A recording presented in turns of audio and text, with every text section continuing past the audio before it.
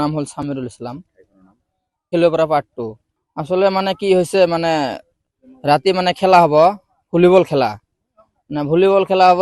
Metric পরীক্ষা আছে সামনত, মই মানা করেছিলাম যে খেলা টেলা না হব, মেট্রিক পরীক্ষা আছে, নাইট খেলা না হব, দিনত খেলা, দিন বেলার খেলা, রাতে খেলা না হব।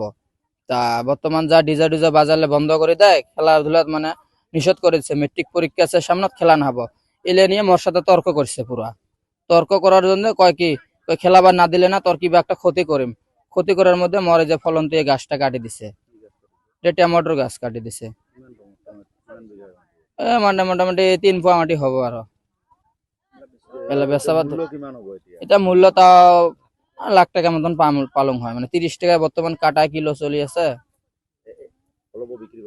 অল্প বিক্রি মানে কি, আজি বোধহয় 20 কেজি 30 কেজি মান বিক্রি করছিলাম খালি। এটা তো আমি তো রাতের কথাটা কমান না পারলাম, আমি ক্ষেতত আসি দিলাম একটা আমার ডাঙর বিয়ের ক্ষেত আর কি। গাছগুলা কাটা আর কি, কাটার পিছত মুই আর ভাইস্তাগুলা কলুম যে ভাইস্তা এগুলা তো ওই যে হাত দিব লাগবো। ভাইস্তা কয় সাংবাদিক নিয়ে আসি আগত দেখা কোনে কাটিছে, তো মুই তো ওইটা একবারে ডাইরেক্টে কবা নাফাং যে মুই তো দেখাং নাই, কার কথা কোন।